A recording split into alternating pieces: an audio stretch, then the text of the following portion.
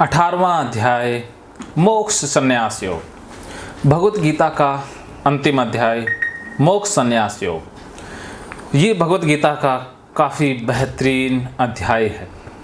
इसमें बहुत सारी सार की बातें हैं। अगर इन्हें जीवन में अपना लें तो बहुत कुछ समझ में आ जाता है। और गीता के अंदर जो जो बातें कृष्ण ने कही हैं उनको फिर से रिवाइज इसी अध्याय में किया है। फिर से अर्जुन की शंकाओं का निवारण 18वें अध्याय में कृष्ण ने बताया है। तो वो कितना कारगर है और कैसे अर्जुन युद्ध के लिए तैयार हुआ वो भी इसी अध्याय में पता चलने वाला है। और आप भी फाइट करने के लिए रेडी हो जाएंगी, सब कुछ करने के लिए तैयार हो जाएंगी। चाहे वो कुत्ते को छूना हो, चाहे वो सड़ी हुई चीज़ों को छूना हो, कुछ भी करना हो, वो आप इस अध्याय के समाप्त होते होते रेडी हो जाएंगी। तो हम बढ़ते हैं बिना किसी देरी के 18वें अध्याय की तरफ, जिसका नाम है मोक्ष संन्यास योग। तो उसका पहला श्लोक अर्जुन 17 अध्यायों से कृष्ण से या तो पूछता है या बताता है। शुरुआत के कुछ अध्यायों में अर्जुन ने अपना ज्ञान झाड़ा, फिर कुछ उत्सुकता दिखाई, फिर जिज्ञासा दिखाई, अब वैसे ही टाइम पास सा कर रहा है। तो अब कृष्ण के लिए क्या चुनौती अर्जुन पेश करने वाला है वो 18वें अध्याय के पहले श्लोक में हम जान लेते हैं। पहला श्लोक इस प्रकार है। अर्जुन बोले, हे महाभाव, हे अंतर्यामिन, हे वासुदेव, मैं संन्यास और त्याग के तत्व को पृथक पृथक जानना चाहता हूँ। अब अर्जुन ने सवाल नया ही छोड़ दिया है। अब समय कहाँ है कि संन्यास और त्याग को अलग अलग बताया जाए। अर्जुन है कि मानने को रेडी नहीं है। सब कुछ अर्जुन को बता दिया, बार बार बता दिया, एक ही बात को घुमा फिरा कर भी बता दिया, अलग अंदाज से भी समझा दिया, डरा भी दिया, बुझा भी दिया। अब सब कुछ तो अर्जुन को करवा दिया, लेकिन अर्जुन है कि युद्ध करने के लिए तैयार होने का नाम ही नहीं ले रहा है। अब उसने फिर से एक नया सवाल छोड़ दिया है कि मुझे तो बताओ। हद हो गई। अर्जुन ये नहीं पूछ रहा कि मैं अब मारने चला हूँ, अब बस मुझे कर्ण, भीष्म या द्रोण के सामने खड़ा कर दीजिए, अब मैं तीर चलाता हूँ। ये नहीं कहता। अब कहता संन्यास और त्याग के विषय में बताओ। अब कृष्ण को तो बताना ही पड़ेगा, क्योंकि कृष्ण भी फंस चुके हैं ना। अब ऐसे तो है नहीं कि कृष्ण सीधा ही कह दें कि भैया तेरी समस्या तू निपट। तो कृष्ण तो बिचौलिया बन गए हैं। तो अब बिचौलिया जब तक शादी नहीं हो जाती तब तक तो भागता है नहीं, कभी इधर बनाता है, कभी उधर बनवाता है। क्योंकि देखो शादी में बिचौलिया होता है ना, तो कहीं गड़बड़ हो जाए, चाहे लड़के वालों के पक्ष में हो जाए चाहे लड़कियों वालों के पक्ष में, तो सारा मैनेजमेंट उसको ही देखना पड़ता है। सबको समझाता बुझाता वही है ना। तो कृष्ण भी बिचौलिया ही है युद्ध को करवाने का। तो अब ऐसा तो है नहीं कि उनको बीच में छोड़ देगा। अब एक को तो मरवाएगा, एक को जितवाएगा। तो कृष्ण ने कौरवों को तो मरवाना ही है और पांडवों को जितवाना ही है। तो ऐसे तो है नहीं कि अर्जुन भाग जाएगा तो बात बन जाएगी। तो भागने तो नहीं देना है। अब कृष्ण कैसे अर्जुन को पटरी पर लाते हैं। अब हो सकता है कृष्ण अपनी सारी नीतियां बदल लें, अपनी वाक्पटुता को किस अंदाज में पेश करें, ये तो कृष्ण ही जाने। तो फिर भी इस अध्याय से बहुत कुछ सीखने को मिलेगा। कृष्ण का एक नया रूप हमें जानने को मिलेगा। दूसरे श्लोक में कृष्ण कहते हैं, श्री भगवान बोले, कितने ही पंडित जन तो काम्य कर्मों के त्याग को संन्यास कहते हैं तथा दूसरे विचार कुशल पुरुष सब कर्मों के फल के त्याग को त्याग कहते हैं। देखिए कितने पंडित जन, अलग अलग लोग अलग अलग तरह की बातें करते हैं। जैसे काम्य कर्म, जो कर्म करने लायक है उनका त्याग करना संन्यास है। जैसे कोई नौकरी छोड़ के सिर मुंडवा करके भाई टेम्पल में बैठ जाता है, वो कोई सन्यासी है। तो कुछ लोग तो उसको संन्यास मानते हैं। तथा दूसरे विचार कुशल, जो बहुत कुशल हैं, बुद्धिमान हैं, हद से ज़्यादा निपुण हैं, वो कर्मों के फल के त्याग को त्याग कहते हैं। कि त्याग वो है जो कर्मों के फल का किया जाता है। कर्म को नहीं छोड़ना है। कुछ लोग कर्मों के त्याग को ही संन्यास मान लेते हैं और दूसरे हैं कि कर्मों को नहीं छोड़ते, कर्मों से फल को हटा देते हैं, तो उसे वो त्याग कहते हैं। कई एक विद्वान ऐसा कहते हैं कि कर्म मात्र दोषपूर्ण है।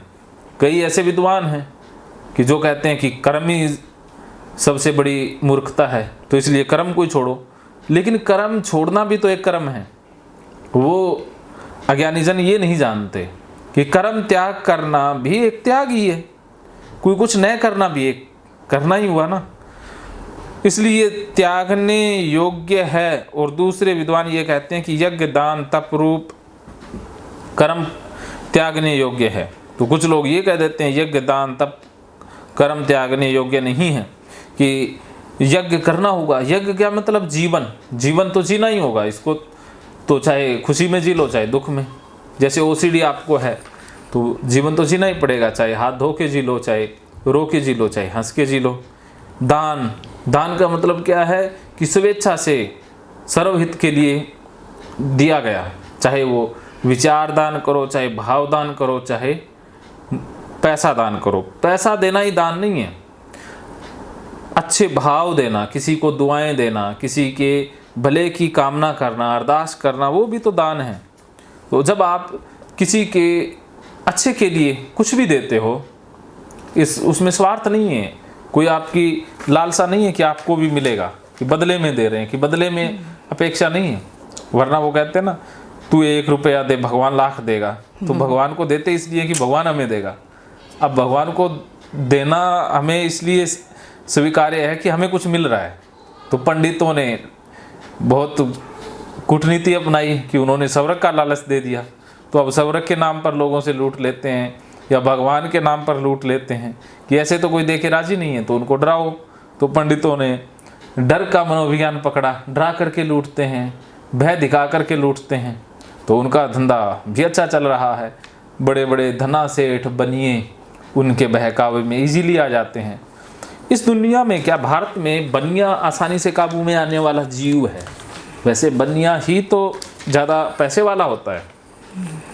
तो बनियों के पास पैसे बहुत होते हैं, क्योंकि बनिए की बुद्धि बिजनेस करने के लायक होती है, वो बिजनेस माइंडेड होता है, उसको धंधा करना आता है। लेकिन पंडित को बनिए को लूटना आता है। तो बनिए को काबू कैसे करना है वो पंडित को पता होता है। अब पंडित लोग ज़्यादातर जाटों को नहीं लूट पाते हैं, या क्योंकि वो जाट तो होते ही पहले अहंकारी हैं, तो उनके ऊपर ज़्यादा उनकी चलती नहीं है। बनिए डरपोक ज़्यादा होते हैं, क्योंकि जाट या ये क्षत्रिय होते हैं, ये लड़ाके होते हैं, ये लड़ाई करने के लिए तैयार होते हैं। आजकल तो जाट जो हैं वो डरपोक नहीं रहे, या उतना उनके पास डाटा नहीं है, तो वो पंडित मुंडितों को बख्शते नहीं हैं। उनको अगर गुस्सा आ गया तो सबका ही वो मंजा ठोक देते हैं। तो इसलिए अब पंडित लोग हैं वो बनियों के आश्रय ज़्यादा पलने लगे हैं, क्योंकि बनिया अभी भी डरता ही है।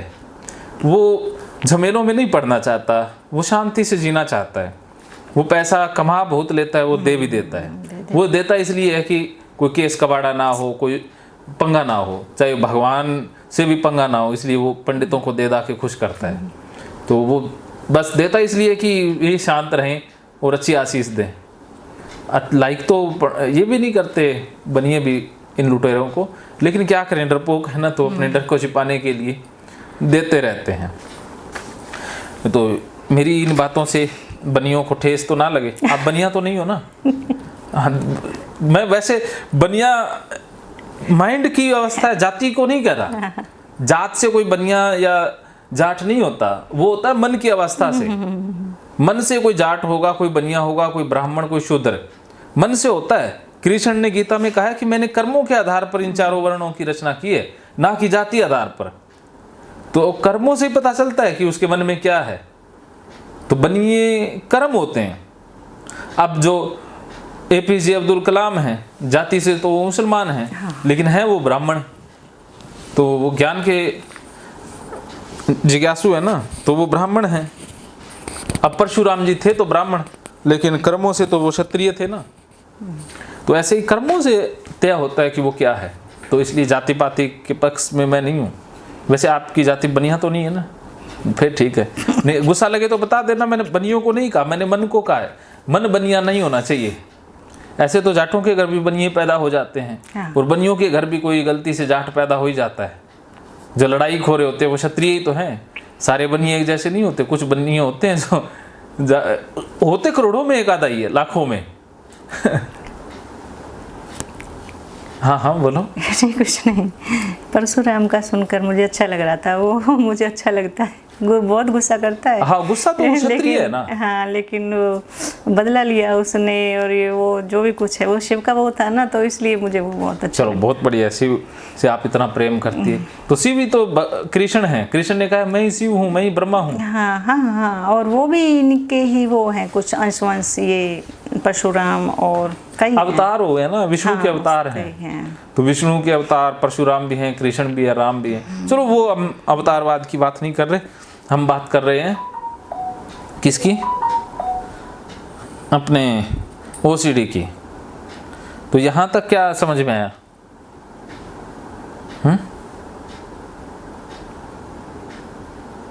अभी तक आपको क्या समझ में आया?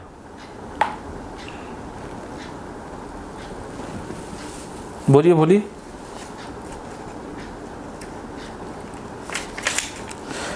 तो चौथे श्लोक में कृष्ण कहते हैं, हे पुरुष श्रेष्ठ, संन्यास और त्याग इन दोनों में से पहले त्याग के विषय में तू मेरा निश्चय सुन, क्योंकि त्याग सात्विक राजस तामस भेद से 3 प्रकार का होता है। देखिए कृष्ण कहते हैं कि ज्ञानी जन क्या सोचते हैं, ज्ञानी जन क्या कहते हैं, वो तो मैंने बता दिया। पंडित क्या कहते हैं क्या नहीं कहते हैं। अब मेरा मत भी सुन कि मैं क्या कहता हूँ, वो अब सुन। तो कृष्ण पहले कहते हैं कि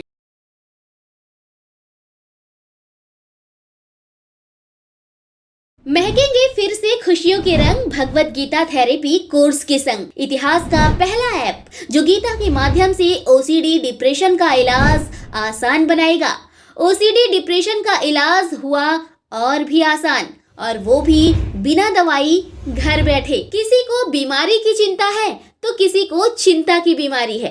भगवत गीता ने लाखों करोड़ों का जीवन बदला है और आपका भी बदलेगा। गीता थेरेपी कोर्स में आपको मिलेगा सभी 11 प्रकार की ओसीडी का संपूर्ण इलाज, जैसे गंदगी का वहम, बार बार हाथ धोना, बार बार सफाई करना, बार बार लॉक दरवाजा चेक करना व अन्य सामान की चेकिंग बार बार करना, एक ही विचार बार बार आना, नुकसान व मरने मारने का विचार आना, HIV, rabies, cancer, heart attack का विचार आना, IBS और नींद न आने की समस्या का हल गीता कोर्स में मिलेगा। आत्महत्या वाले विचारों से मुक्ति भी गीता थेरेपी कोर्स से मिलेगी। राजेंद्र जोधपुरिया ऐप पर आपको ओसीडी से संबंधित राजेंद्र जोधपुरिया की किताब भगवत गीता के मनोवैज्ञानिक रहस्य और अन्य टिप्स पढ़ने को भी मिलेंगे। गीता है महान थेरेपी। गीता में CBT, हिप्नोथेरेपी, माइंडफुलनेस, ERP व अन्य बहुत सी साइकोथेरेपीज का समावेश मिलेगा। राजेंद्र जोधपुरिया ऐप एक, फायदे अनेक। आज ही प्ले स्टोर से डाउनलोड करें, लिंक डिस्क्रिप्शन में है। तो देर क्यों, अभी जाइए डिस्क्रिप्शन में और लिंक पर क्लिक करके प्ले स्टोर से अभी डाउनलोड कीजिए राजेंद्र जोधपुरिया ऐप और पाइए अपनी सभी समस्याओं का हल। मानो तो मौज है, वरना समस्या तो हर रोज है।